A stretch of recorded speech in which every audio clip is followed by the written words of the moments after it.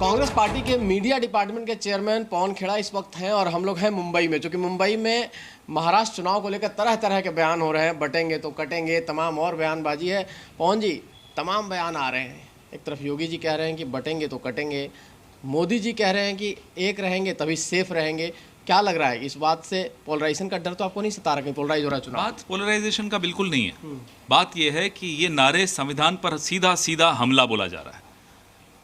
एक हैं तो सेफ हैं का क्या मतलब है? आप आरक्षण खत्म करेंगे?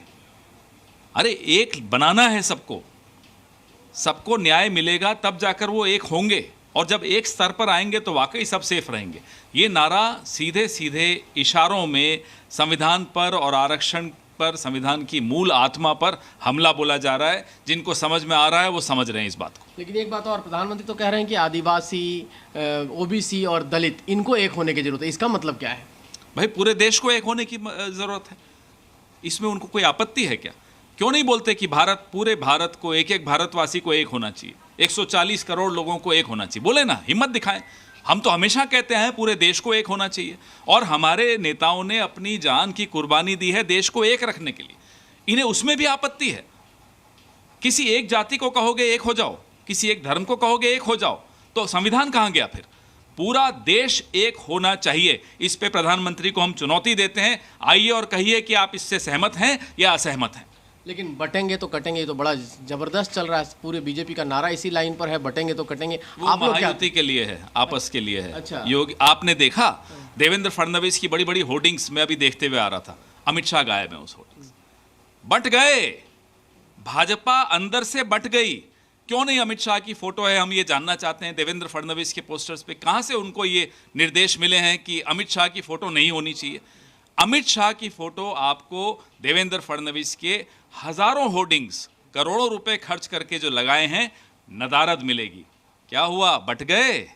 फडणवीस साहब तो कुछ और कह रहे हैं। वो तो कह रहे हैं वोट जिहाद नहीं करना, धर्म युद्ध का संकेत देना है। कहते हैं कहने दीजिए। धर्म युद्ध के लिए हमारे शंकराचार्य, हमारे साधु संत समाज है, उनका काम इनको नहीं लेना चाहिए।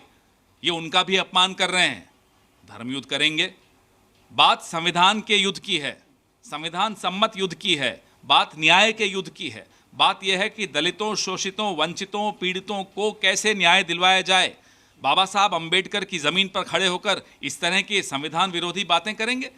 और हम फिर जानना चाहते हैं कि अमित शाह और देवेंद्र फडणवीस आपस में बंट क्यों गए? पवन जी, आपने साधु संतों की बात कही, तो साधु संतों का मामला आ रहा है कि जो कुंभ होने वाला है इलाहाबाद में, साधु संत कह रहे हैं कि भाई यहाँ पे मुसलमानों को अलाउ नहीं होना है, क्योंकि हम मक्का मदीना में जब हिंदू अलाउड नहीं है तो यहाँ पे मुस्लिम अलाउड नहीं होना चाहिए। इस पर क्या कांग्रेस? मैं देखिए, साधु संतों ने जो बात की है, मैंने अभी उनकी बात सुनी नहीं है। साधु संतों के विषय में राजनीतिक टीका टिप्पणी करें, वो मुझे लगता है उचित नहीं होगा। जो प्रशासन है, प्रशासन और साधु संतों के बीच की बात है, उसमें मैं बीच में अभी नहीं पढ़ूंगा। तो इस साधु संतों को वेशभूषा पर तो सवाल उठ रहा है। कल तो खड़गे साहब ने कहा है सीधे योगी जी पर हमला किया, और बीजेपी कह रही है कि आप सनातन पर हमला कह रहे हैं। नहीं, बिल्कुल सनातन पर हमला नहीं है। आप साधु संतों की वेशभूषा पहनकर और बात नफरत की करें, ये साधु समाज भी माफ नहीं करेगा। आपको लगता है कि योगी जी कहीं ना कहीं गलत कर रहे हैं? गलत तो कर ही रहे हैं। पूरी भारतीय जनता पार्टी गलत कर रही है। संविधान सम्मत बात ही नहीं करते। मुंह में इनके संविधान है, मन में संविधान के प्रति एक नफरत भरी हुई है। पवन जी, संविधान का मुद्दा लोकसभा चुनाव में चला, आपको महाराष्ट्र में फायदा भी हुआ, 30 सीटें आप लोग जीते, आपको अलायंस को मिला। क्या संविधान का मुद्दा इस चुनाव में, इस विधानसभा चुनाव में आपको फायदा दे रहा है? क्या संविधान का मुद्दा जमीन पे है? नुकसान नहीं देखते हम। हमें संविधान को बचाना है, इसीलिए हम राजनीति में है। बाबा साहब अंबेडकर के संविधान पर कोई आंख उठाकर देखेगा और हम चुपचाप सुन लेंगे, ये नहीं हो सकता। कौन जी, एक और मुद्दा है, ओवैसी भी इस जगह पे एक बड़ा मुद्दा है। मैं देख रहा हूँ ओवैसी और उनका देवेंद्र फडणवीस का वॉर चल रहा है, बयानबाजी चल रही है। ओवैसी भी यहाँ पहुँच रहे हैं। इस नूरा कुश्ती में हमें कोई फर्क नहीं पड़ता। आपके लिए बड़ा मुद्दा होगा ओवैसी। ओवैसी इस प्रदेश की लोगों के लिए बिल्कुल बड़ा मुद्दा नहीं है। लोग जानते हैं किसे वोट देना है। तो अगली खबर का रुख करेंगे, लेकिन उससे पहले ये समझना जरूरी है कि पवन खेड़ा क्या कुछ कह रहे हैं। पवन खेड़ा बीजेपी में फूट की बात कर रहे हैं। कह रहे हैं देवेंद्र फडणवीस के पोस्टर से अमित शाह की फोटो गायब है, किसके इशारे पर हो रहा है? तो कुल मिलाकर महाराष्ट्र का चुनाव जो है वो दिलचस्प होता जा रहा है। बाजी किसकी होगी, ये तो नतीजों के दिन ही पता चलेगा।